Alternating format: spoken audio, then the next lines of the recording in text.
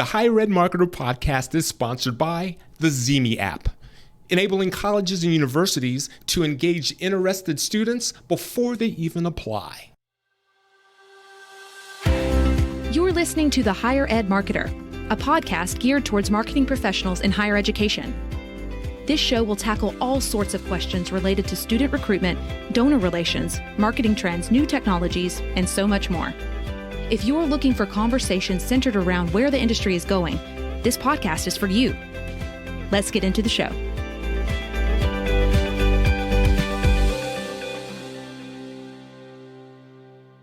Welcome to the Higher Ed Marketer podcast, where each week we interview higher ed marketers that we admire for the benefit and hopefully the betterment of the entire higher ed marketing community.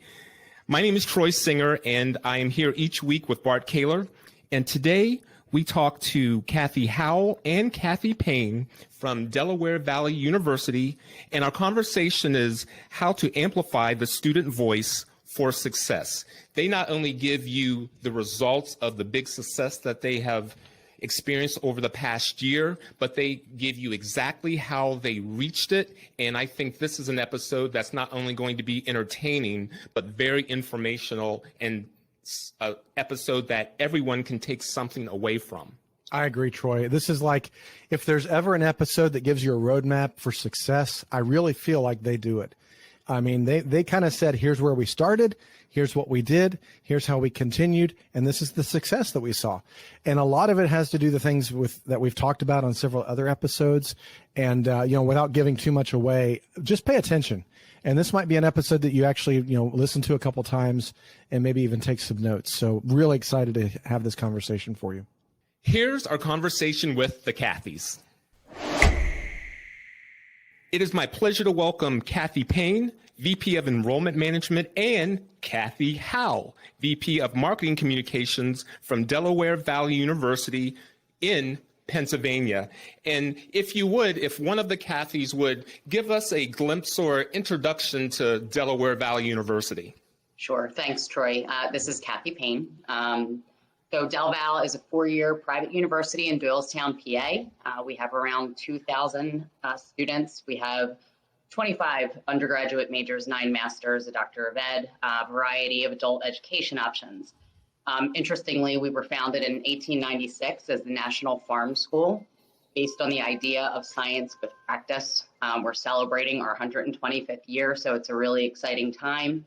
The university is known for being a close-knit community, but in fact, we sit on over 1,000 acres, spanning across 3 different properties. So really unique and lends itself to the academic offerings that we have available to our students. We offer a robust academic offerings, business and humanities, ag and environmental science, most known for our programs in that school, as well as life and physical science. And we have unique program offerings in equine, dairy science, zoo science, to name a few.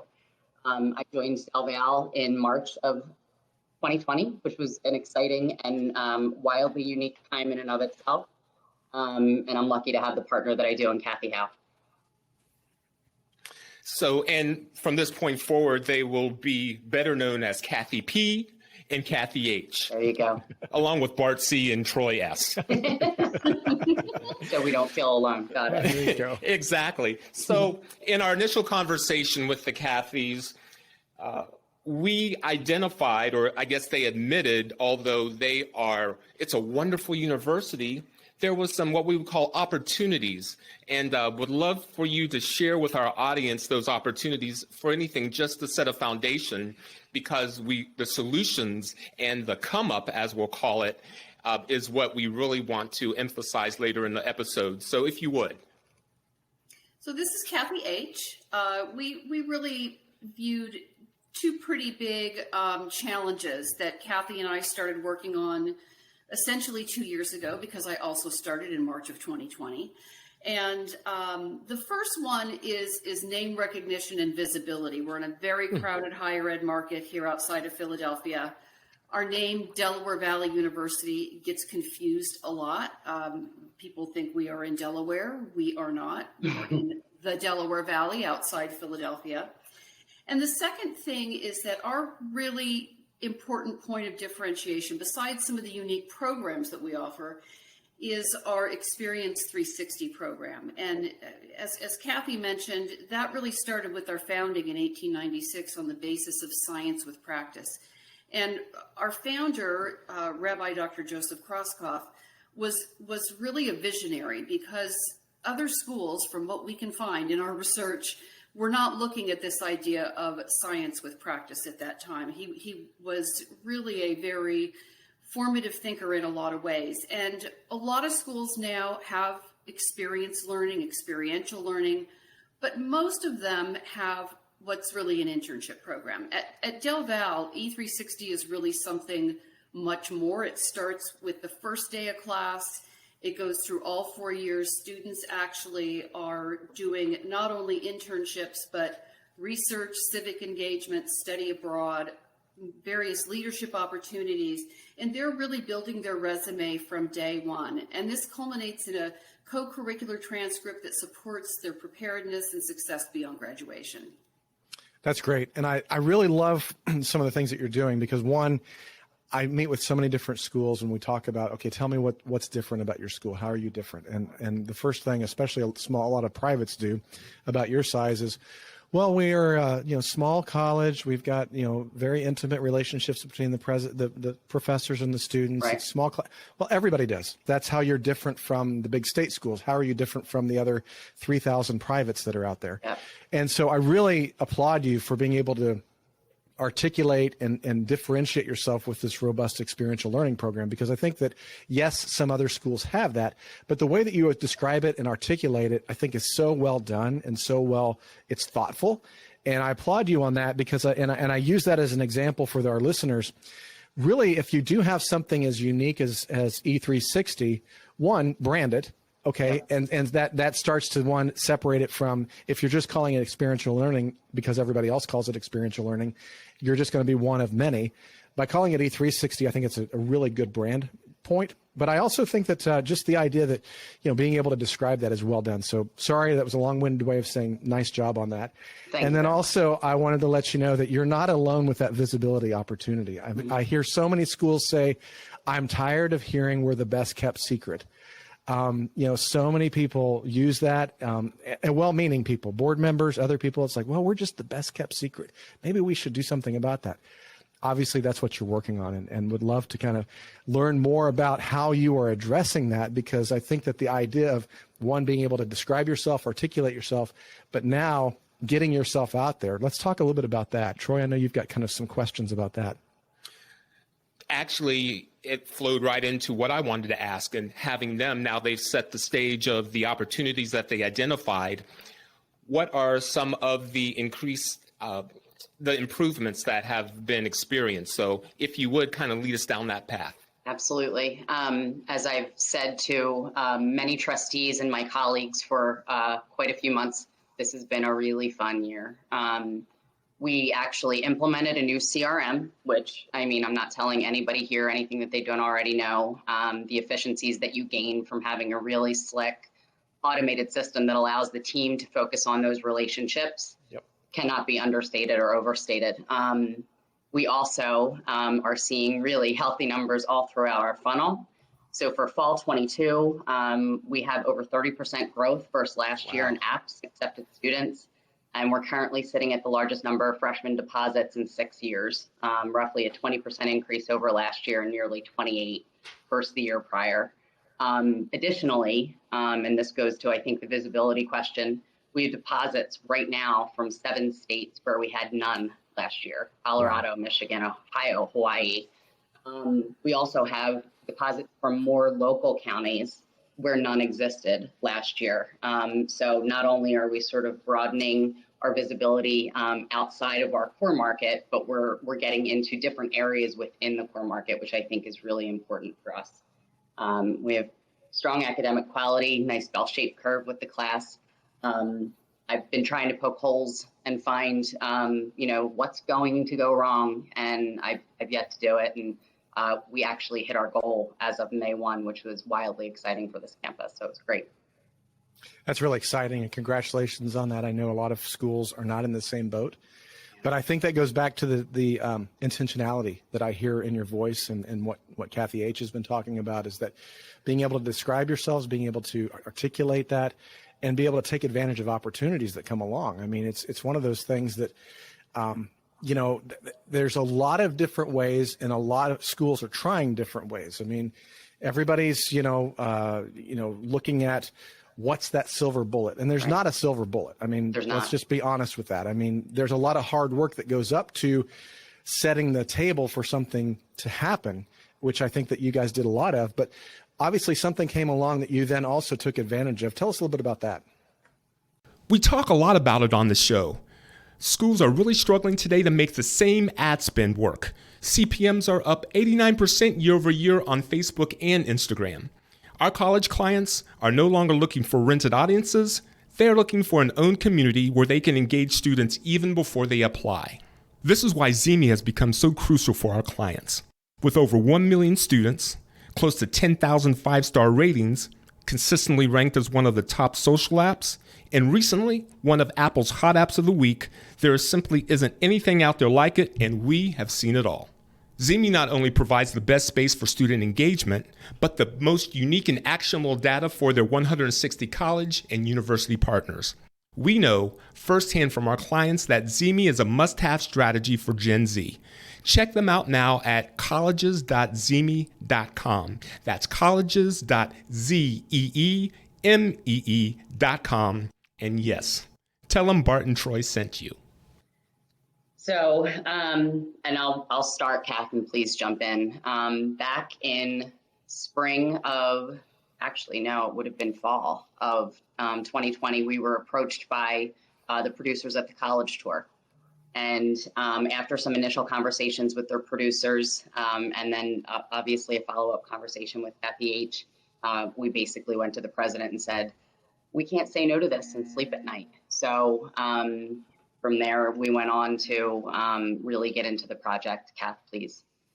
So the project featured 10 of our students covering different majors, different types of backgrounds, different interests. And they filmed on our campus, and our kids were amazing. They did just an excellent job. And what we found was they really did the most effective job of explaining our story. So that challenge of really differentiating E360 was so clear when the students told their stories and explained what they were studying, where their passions were, what they were doing. It really brought it to life in a way that only video can bring something to life. And we didn't stop there. So yes, now we have this segment, this 30-minute segment, 10 individual episodes. We marketed that thing everywhere. We marketed it internally. We marketed it to our internal audiences, our faculty, our staff, our students, our board, and we marketed it externally through press releases. And we had a launch party on the quad when the kids came back for school in the fall with a big screen television and popcorn and a red carpet and social influencers there posting all along throughout the night. A lot of local media came. We had big searchlights on the quad. It was an amazing party and really gave a fun start to the fall season. And we then took the messages and the phrases that came out of the college tour, the students' words themselves, and integrated those into our entire recruiting campaign for the last 8 months. So our view book has, at the very beginning, an introduction to the college tour and QR codes all the way through that link students to each of the messages as they relate, whether it's where we're located, E360, a number of different majors, so that anybody looking at our view book could instantly view the video and understand more about Del Val. We made just to jump in, we did make a point also of having one of the segments highlight location to kind of get at that sort of confusion surrounding where actually are we situated. And Doylestown is a really lovely area. So being able to put some focus on that for prospective families is great as well. Kathy, I fell in love with your town through that episode, and you'll probably have Thank you. I was setting up for that invite.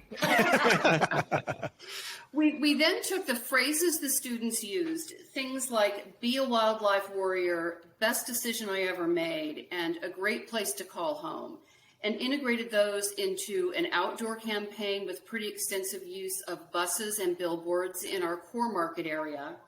We also had a very aggressive digital campaign through a number of platforms, probably the largest being Google, but other platforms as well. And then we also had an organic social media campaign. So we created toolkits for each of the 10 students who were part of this project and gave them frames to use and ideas, and they pushed out their story to their friends to get that more organic sharing going within their age group. And the success was wonderful. Kathy already mentioned the success that she's had in terms of the recruiting for this fall. I can add that new visits to our website during this period were up 74% over the prior year. Web traffic conversions from social media posts, so not from the ads, but from the organic social media, were up 43% versus the prior year. And in addition to those, the metrics that we can look to in marketing, there really was a sense of pride, I think, by our student community in our campus. Because, we're a small campus that doesn't typically have enough money to do exciting things. And this was really a big deal that our students got excited about, our faculty got excited about. It's really been a big success. Yeah, I think it's a pride point. And I do think that it really was a smart investment.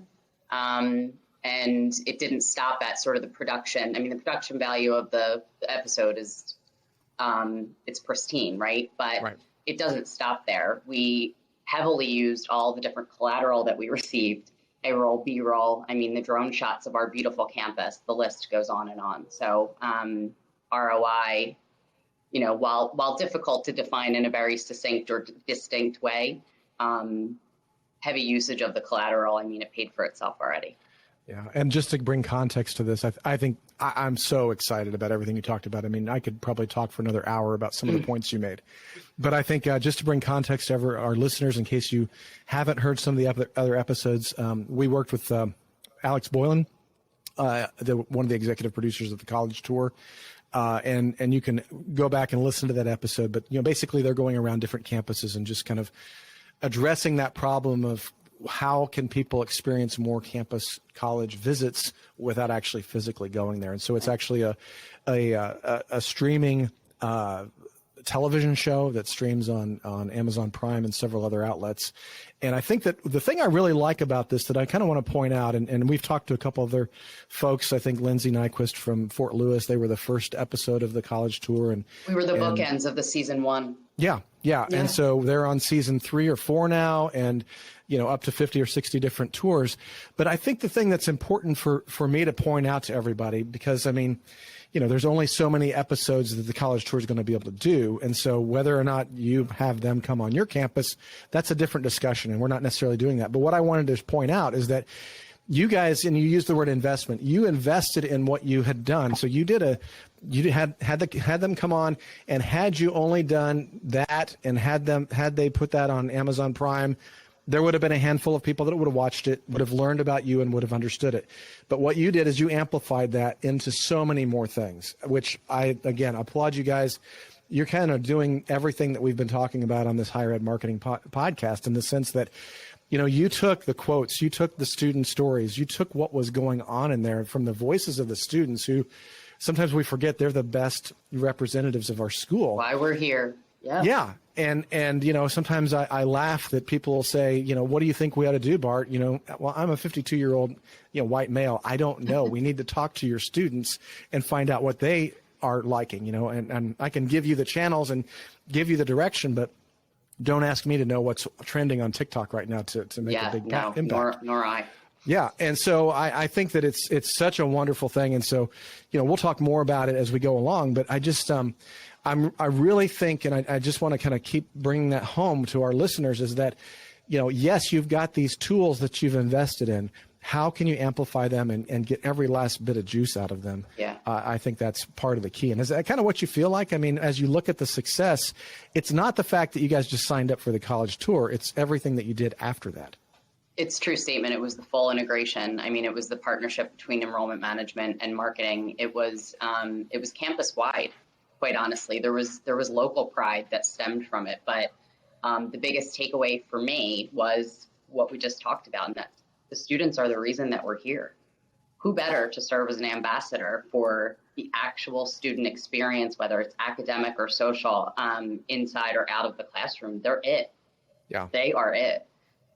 So that was certainly the learning moment for me. I've been in higher education for almost 30 years at this point, and they're the reason that I come to work every day. But at the same time, just hearing those authentic stories, it was a moment for me to really just see all of this culminate. Yeah. Yeah. And you mentioned that it was such a pride point on campus. Obviously, we have the two of you representing marketing and enrollment. How did it play out for advancement? I mean, obviously that had to have a play into it too, because I mean, that's the reason why people are asked to give and why they feel that they are empowered to give. They want to be a hero in these lives of these students and how it's affecting lives. How was that leveraged and used in advancement? Well, we shared some of these stories certainly in the fundraising effort, and it all really fell under the umbrella of our 125th anniversary that we're celebrating right now. But it's one of the things, so we took the college tour and spread it through a lot of mediums and to a lot of different people, but we also were able to weave it under the umbrella of our 125th anniversary as an example of students learning by doing as they have from the very, very beginning. So we're not in campaign mode right now, but we've had an excellent fundraising year, on track to do, I don't have the statistics with me, but on track to reach their goals and have a very, very successful year. And I have to believe the college tour was part of that. Yeah, absolutely. It seems like a natural. One other area, Kath, that I think that this was so important was part of our strategic plan is to expand corporate partnerships, certainly in support of the mission, in support of our students, the E360 program. And we had an event this year that was hosted for the first time. It was the inaugural event, and I don't mean to step on your toes, talk more about that, but Kathy was able to utilize so much of what we got from the college tour for that event in particular. We did. We utilized footage from the college tour and a few other things and created a new video for this corporate audience. We also utilized footage from the college tour in a documentary that we put together for our 125th anniversary, which was called The Vision Endures, and it was, started with the life of Crosskoff, and that just won a gold digital marketing award, by the way. Congratulations. But that 125th, the college tour video, both the main segments and the B-roll have been used so many times and so many places, even to the point where some of our students in an English class were putting together a video, and we gave them access to all the B-roll, and they used it to create their own projects. And it's amazing. Yeah, that's great. So it's made it all the way down to students having access to the footage that we obtained. Wow, great. In a previous conversation that we had, you mentioned that you don't plan on stopping utilizing this tool. I think the term evergreen, the content is evergreen. Before we close, if you could just touch on that. Sure.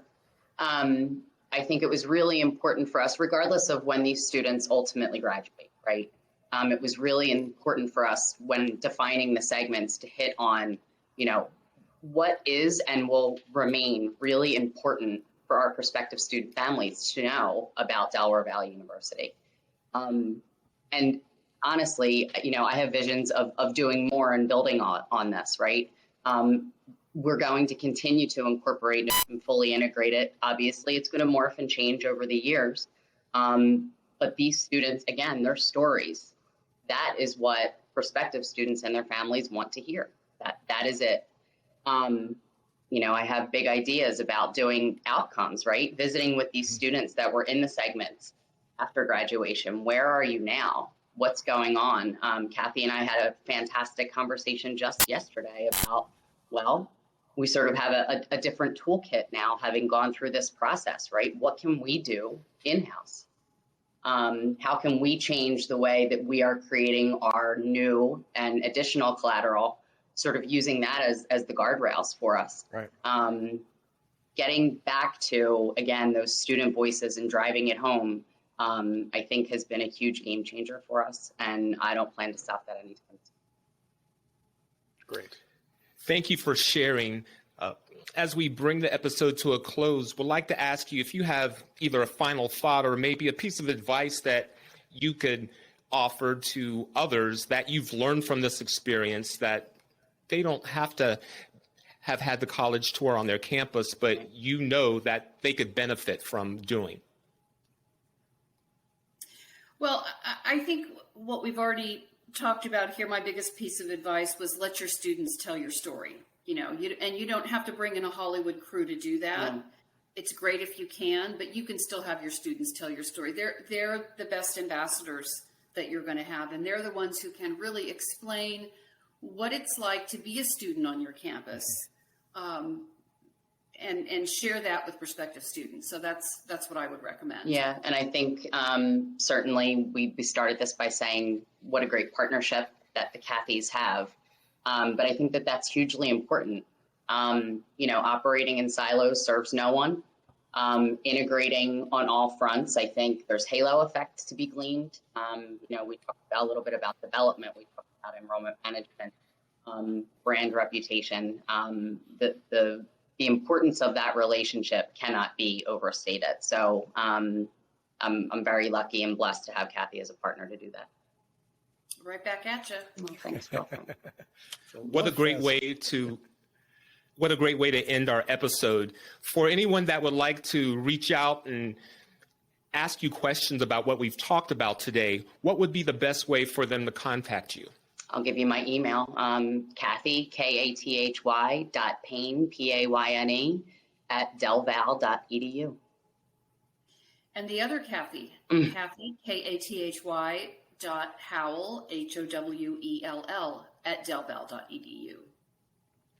Thank you both for giving us your time and your wisdom. Bart, what would your final thoughts be before we close? Yes, thank you both for being on the episode. This is such a great episode, and I would encourage people that are listening to go ahead and rewind it and listen to it again, because there's some things that I think that are very critical that I made a couple notes as we were listening, and even starting at the very top, the importance.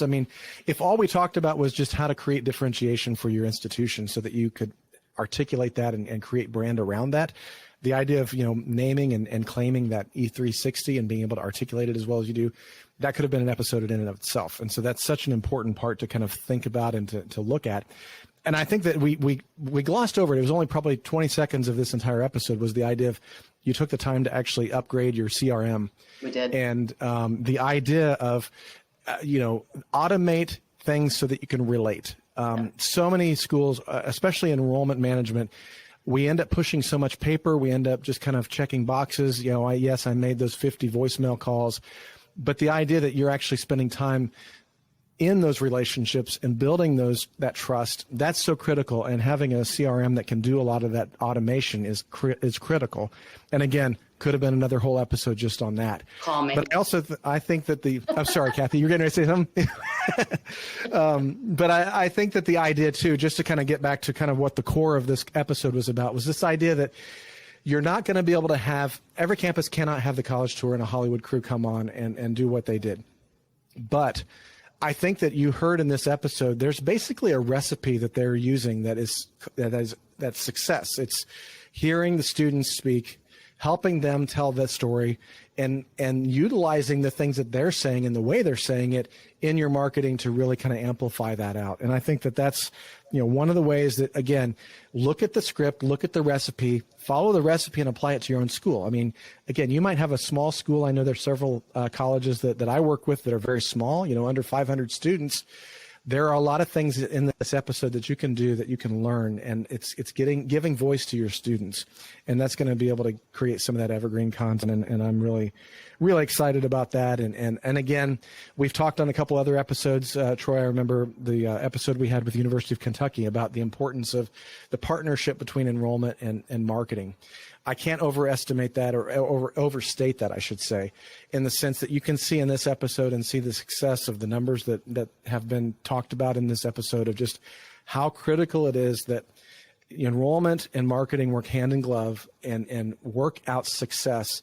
Get rid of the silos. Life is too short. There's too much on the line, and we've just got to roll up our sleeves and lean into this together. So excellent episode. I'm so excited about everything you guys are doing, and just congratulations. You've earned it. Thank you so much. This episode of the Higher Ed Marketer podcast is majorly sponsored by Zemi, where students share stories and connect in exclusive college communities. Also by Kaler Solutions, an education marketing and branding agency, and by Think Patented, a marketing execution company combining print, customization, and technology for deeper engagement. On behalf of my co-host Bart Kaler, I'm Troy Singer. Thank you so much for listening. You've been listening to The Higher Ed Marketer. To ensure that you never miss an episode, subscribe to the show in your favorite podcast player. If you're listening with Apple Podcasts, we'd love for you to leave a quick rating of the show. Simply tap the number of stars you think the podcast deserves. Until next time.